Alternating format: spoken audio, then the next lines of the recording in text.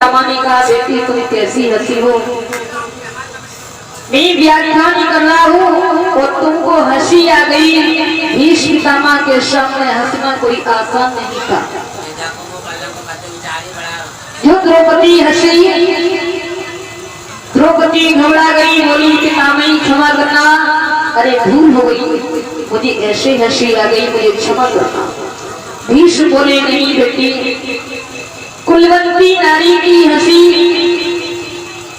वो बिना कारण के कभी हंस नहीं सकती है। जो कुलवंती नारी होती है,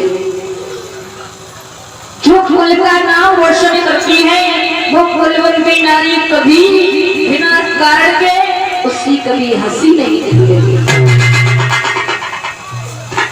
इस हंसी में कुछ छुपा जरूर है जो आपको हंसी आई, इसमें कुछ छुपा है। द्रौपदी बोली अगर छुपा है तो मैं आपको बता दूं, अगर हंसी आ गई है बड़ी कोई बात नहीं है। आप यदि पूछ रहे हो कि कुछ छुपा जरूर है, तो बात यह है कि आज आप हम लोगों को उपदेश दे रहे हो, हम लोगों को ज्ञान का बातें सुना रहे हो। आंखों के सामने पाप होता देखना महापाप है। पितामह महापाप आपने क्यों किया? भरी सभा में जिस समय दुष्ट दुशासन मुझे खींच करके लाया था, उस समय उस सभा के बीच में आप भी बैठे थे, उस समय आप भी बैठे थे। मेरा पहला प्रश्न था कि पांडव जब अपने दाम को अपने आप में हार गए थे, तो दाम में जब हार गए तब दाग पर दाग लगाने गए, लेकिन अधिकार था वहां पर आपका भी। जब मेरी साड़ी को खींचा गया, मुझे बड़ी सभा में किया जा रहा था, लेकिन उस समय रणेश्वरा नारी को सभा में खींच कर लाना, कहां पर यह धर्म ग्रंथों में लिखा है? आप जो ये बात कह रहे हो, कौन से धर्म ग्रंथों में लिखा है कि रणेश्वरा नारी को भरी सभा में खींच करके लाया जाए? आप यदि थोड़ा इशारा कर देते तो शायद ऋषि की हिम्मत नहीं थी कि दुष्ट दुशासन में इस साड़ी को स्पर्श कर लेता। आप अपनी आंखों के सामने पाप होते देखते रहे। मेरे वो तो गोविंद की कृपा हो गई, यदि मेरे द्वारकाधीश नहीं आते तो मेरी लाज वहां गिरती जा रही थी, मुझे कौन बचा सकता था? इज्जत की रक्षा मेरे गोविंद ने मेरी की है। आपने से भुलकर भी खड़े थे सभा में, लेकिन कुछ कह नहीं पाए। तो ये बात वही है, ध्यान देना होता हो। सूत भी कहते हैं कि ऋषियों महापुरुषों ने अपने जीवन में कभी रोया नहीं। आज वो हिचकिचियों से आज भीष्म पितामह द्रौपदी के सामने बड़ी जोर से हिचकियां लेकर के रोने लगे हैं और बोले बेटी मैं निर्वस्त्र हूं।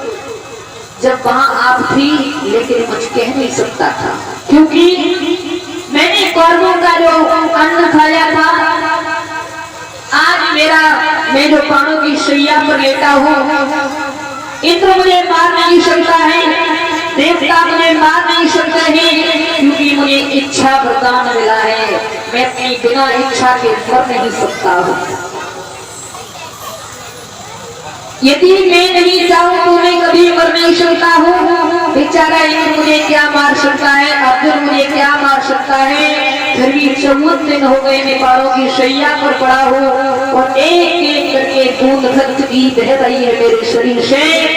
आज मेरे शरीर का जो प्रदूषण, जो मैंने उसका अन्न खाया था, जिसका खून जो हमारे शरीर में बना है, वो प्रदूषित खून मेरा निकल चुका है हमारे शरीर से।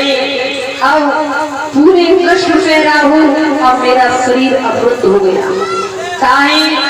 अब मेरा शरीर शुद्ध हो गया, मेरी बुद्धि भी शुद्ध हो गई। दुर्योधन के दूषित अन्न से बना रक्त तो अब निकल चुका है। एक मेरे पूर्वजनों की बात याद है, जवाब दिया मैंने आज दिन तक कोई पाप कर्म होता नहीं देखा, फिर भी मैं बाणों की शैया पर पड़ा हूँ। यही तो एक कारण है जो मैं उस सभा के बीच में कुछ कह नहीं पाया। कृष्ण ने मुझको कहा कोई पाप नहीं किया, इसलिए तो मैं दर्शन देने आ गया हूँ। आज मुझको पाप होते देखा है, इसलिए मुझे पापों की सजा मिली है। तुम चाहती तो पाप को रोक सकते थे, लेकिन मैं नहीं रोक पाया। द्रौपदी ने झड़प करके कहा बाबा आपके मन को मैं कष्ट देने नहीं आई, मेरा तो मतलब तो नहीं था। भीष्म ने चारों तरफ देखा, मन को हटाया, प्रति लगा दिए, भगवान के सामने खड़े हो गए और जवाब दिया कुछ पल मुझे गोविंद से बातें करने दो और भगवान से दो। सब तो भगवान के सामने खड़े हो देखते करें। भीष्म पितामह श्री कृष्ण से कहते हैं कि मेरे जीवन में कभी कुछ मांगा नहीं, लेकिन मैं आज आपसे कुछ मांग रहा हूँ। भगवान ने कहा पितामह आप हमसे क्या मांग रहे हो? ध्यान देना श्रोताओं। भीष्म पितामह आज भगवान के सामने खड़े बोले ऐसा समय कब मिलेगा? मैं आज अपनी आंखों के सामने अपने गोविंद को देख रहा हूँ, मैं यही वर मांगता हूँ। और भगवान की तरफ टकरी लगा के देखते ही देखते आज भीष्म पितामह का प्राण हुआ। गोविंद भगवान की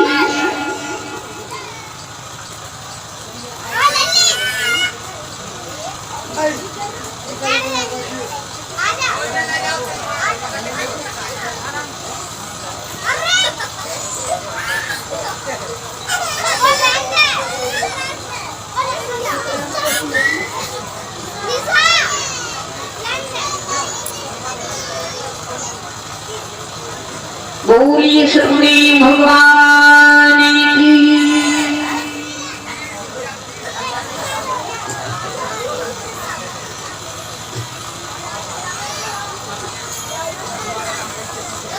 बोलिए सुखदेव भगवान की। ताली बजाते हुए सभी भक्त भगवान का नाम कीर्तन बोलेंगे। सभी माता भाइयों